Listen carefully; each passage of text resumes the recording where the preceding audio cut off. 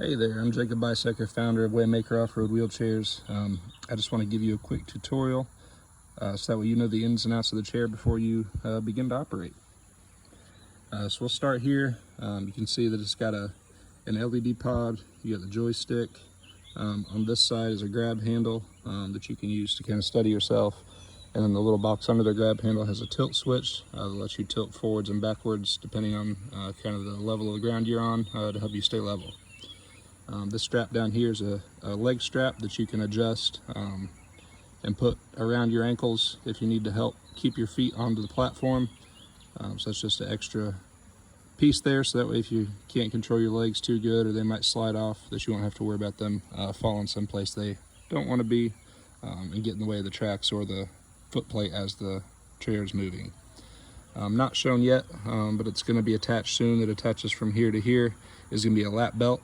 That needs to be worn at all times while you're operating the track chair.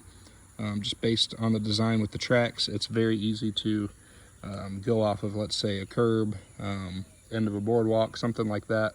That sudden change can really jolt and try to throw you out of the chair. So you always want to be wearing that lap belt. It is a requirement while the track chair is in motion that you do wear that lap belt. Once you get where you're going, if you're on the beach or stopping to look at something, you feel free to take it off, but just while that track chair is in motion, you do need to have that lap belt on.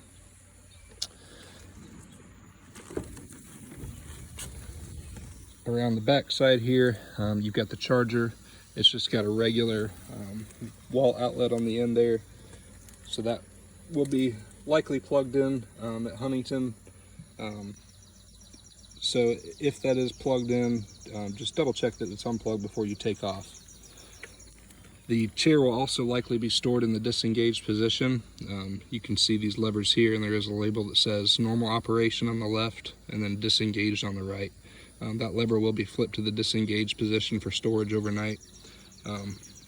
But to make sure that the chair, if you turn on the joystick, it's not wanting to go at all, check these back here. So it's very easy. You just flip them to the normal operation side, which is always the inside for each motor. This side as well, normal operation, and it should be good to go. To the joystick now. When you go to start the track chair, you can hold the power button or press the power button, it'll come on. You can see there it's got a battery meter here, as well as a number. The number is the speed at which it moves. Top speed is really just going to be kind of an average walking pace.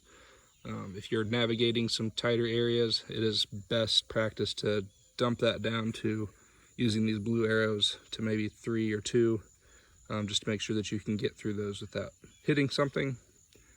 But then once you're in an open space, you can go ahead and put that back up to 5. It does have a little bit of a horn, so to speak, that you can use. This button here is for the light pod on the front.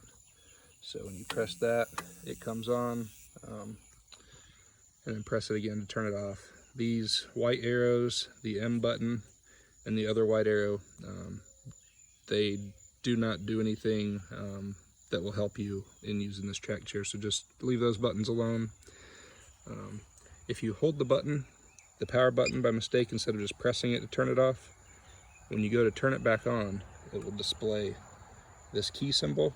That means that the chair is locked. And so to unlock it, and it'll time itself off. So you press the button, look for the key, hold the joystick forward till it beeps, hold it back till it beeps as well. It'll do that double beep, and then it should show you the battery and the speed again. But then if you just simply press the button to turn it off, press it back on, and don't hold it down when you turn it off, then it will just turn on normally and you don't have to go through that sequence. And when the chair is on or off, this button over here will work, so just keep that in mind as you're getting in and out. If you press it forward or up, it basically tilts you forward. Press it down, it tilts you back. I'll try to get back so you can see that. What I found is getting in and out, if you have some mobility or you're able to stand and pivot, to put this foot plate all the way down to the ground then transfer in is probably the easiest way for those that have the ability to do that. If you're needing to do a slide board or basically a side entry transfer, you can pull this pin here, and then if you push the armrest forward, you see the spring mechanism. It will free up, if I can get it to show here, it'll free up that tab. Let's do it like this.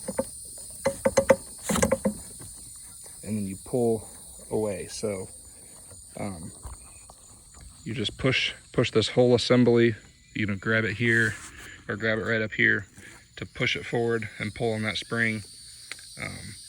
And then it'll just lock in, this nub here locks into that hole on this main frame to lock and unlock the armrest.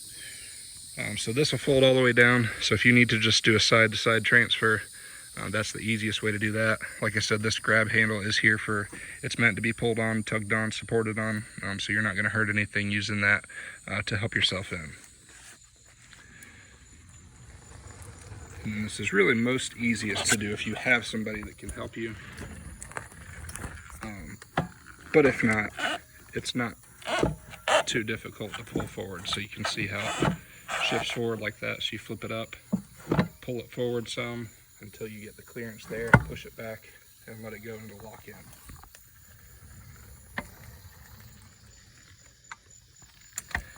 And then simply down here, just go ahead, put that pin back in, and that keeps it from, while you're moving, if you're having to hold this for support, it'll keep that armrest from being able to move around on you.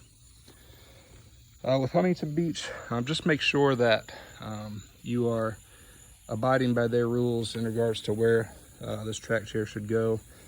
Pretty much keep it on areas where you would normally be as a pedestrian. Don't be taking it through ditches and off-road and through the woods that's not designated, just for respect of their property. So we do ask that you do that. Also, just keep an eye on that battery life. I think it's got 5 bars, so just keep an eye on when you get it to make sure that it's fully charged, because as people use them, if the office staff can't get down to charge it before the next user uses it, there might not be totally a full charge. But these things still should last pretty much a couple hours of constant run time. So if you're just going here and there, it can survive a pretty good day at the park or beach. Don't try to go to the jetties with it.